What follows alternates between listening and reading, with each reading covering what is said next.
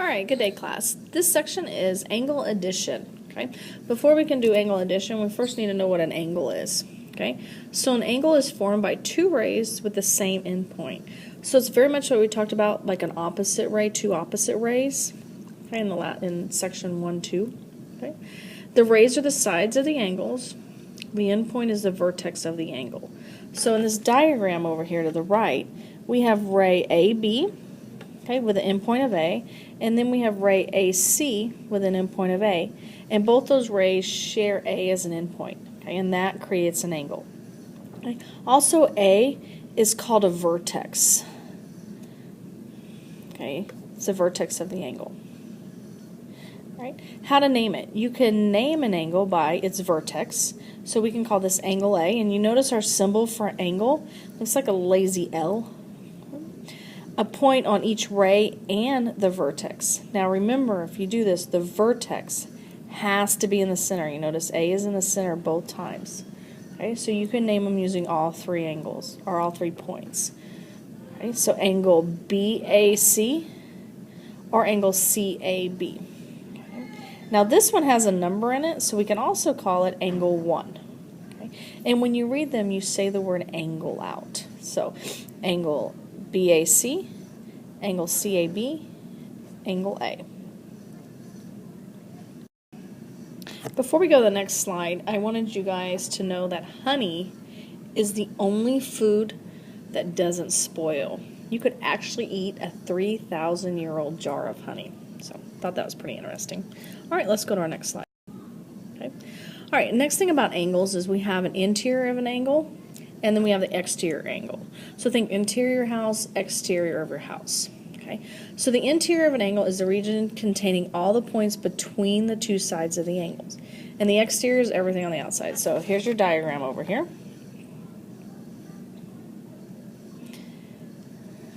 All right. So interior and exterior. Another thing that we haven't really talked about is angles. Angles are always less than 180 degrees. So if I had an angle that looks like this, I'm always talking about this area when I talk about the angle. Okay, this is not an angle because it's over 180 degrees. So whenever they give you a question that says what's the measure of the angle, it'll always be 180 or less. Okay, so and that will help you finding the interior and the exterior of an angle by knowing that. Okay. All right, naming angles. Let's practice because this is crucial in the first test, naming angles and doing it correctly. Okay. What are two other names for angle 1 in the figure? So we can't use angle 1. Okay. Now we can use the 3 points. So this is angle 1. I'm going to go ahead and mark it. All right. So we have JMK. And if you notice, the middle letter is the vertex. That has to happen. Okay, and we can switch the two outside. So we can go KMJ. Okay, so those are two other names for angle 1. Notice again, M is the vertex. We cannot name this angle M. Okay, because there's actually angle M. If you say angle M, are you talking about angle 1, angle 2, or the combination of them? Okay, so if a vertex has more than one angle, you cannot use that as a name.